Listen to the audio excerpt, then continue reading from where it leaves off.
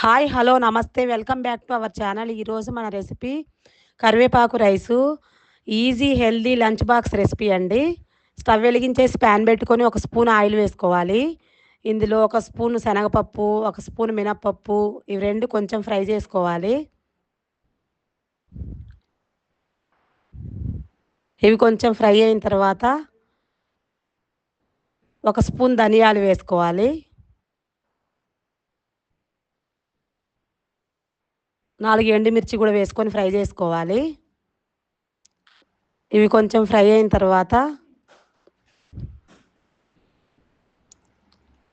ఇందులో ఒక స్పూన్ నువ్వులు,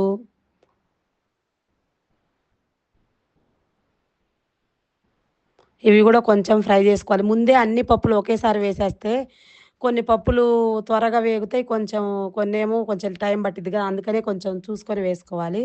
కొంచెం మిరియాలు, కొంచెం మెంతులు, కొంచెం చింతపండు వేసుకోవాలండి. ఒక కప్పు కరివేపాకు తీసుకున్నాను. ఒక కప్పు కరివేపాకు వేసుకొని, కరివేపాకు మంచిగా కడిగేసేసుకొని తడి లేకుండా ఆరబెట్టేసేసుకొని వేసుకోవాలి. మంచి క్రిస్పీగా అయ్యేంత వరకు ఫ్రై చేసేసుకోవాలి. అయిపోయి కొంచెం జీలకర్ర ముందు వేసుకోవడం మిస్ అయిందండి, అందుకని లాస్ట్లో వేసాను. కొంచెం జీలకర్ర కూడా వేసుకొని ఫ్రై చేసుకొని, ఇవంతా వేడిగా ఉన్నప్పుడు మిక్సీ వేసుకోవద్దు, కొంచెం చల్లగా ఇవ్వాలి. పక్కన పెట్టేసేసుకొని కొంచెం చల్లారిందండి, 5 నిమిషాలు పక్కన పెట్టుకున్నాను.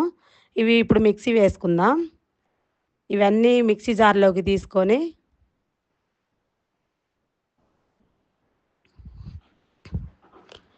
మిక్సీ వేసేసుకోవాలి. మరీ మెత్తగా మిక్సీ వేసుకోకూడదు, కొంచెం బరకగానే వేసుకోవాలి. ఇప్పుడు స్టవ్ వెలిగించి ప్యాన్ పెట్టుకొని 2 స్పూన్ల ఆయిల్ వేసుకోవాలి. ఆయిల్ కొంచెం వేడయ్యాక 2, 3 స్పూన్ల పల్లీలు కొంచెం ఫ్రై చేసుకోవాలి. పల్లీలు ఫ్రై అయినాయి కదా, ఒక స్పూన్ కొంచెం శనగపప్పు, మినప్పప్పు, ఇవి కూడా కొంచెం ఫ్రై చేసుకోవాలి. ఒక ఎండుమిరపకాయ ముక్కలు చేసి వేసుకోవాలి. ఆవాలు, కొంచెం జీలకర్ర కొంచెం వేసుకొని ఇవన్నీ కొంచెం ఫ్రై చేసుకోవాలి.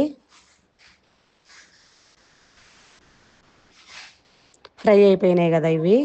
ఇందులోనే 2, 3 వెల్లుల్లి రెబ్బలు కచ్చా పచ్చగా దంచుకొని వేసుకోవాలి. కొంచెం కరివేపాకు, ఇవన్నీ ఫ్రై చేసేసుకొని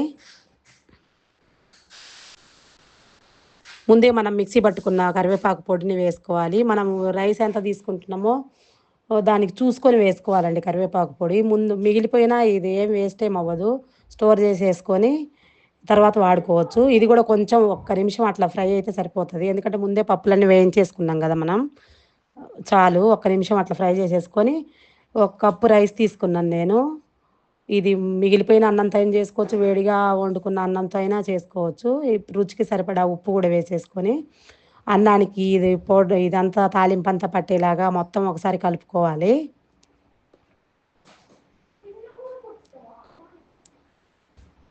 ఇంక ఎక్కువసేపు ఏం అవసరం ఉండదు. అయిపోయిందండి, మన కరివేపాకు రైస్ రెడీ అయిపోయింది. సర్వింగ్ ప్లేట్లోకి తీసేసుకుందాం. ఒకసారి ఈ రెసిపీని ట్రై చేయండి, ఎలా వచ్చిందో కామెంట్ చేయండి, షేర్ చేయండి, నచ్చితే లైక్ చేయండి, సబ్స్క్రైబ్ చేసుకోవడం మర్చిపోవద్దు. నెక్స్ట్ రెసిపీతో మళ్ళీ కలుద్దాం.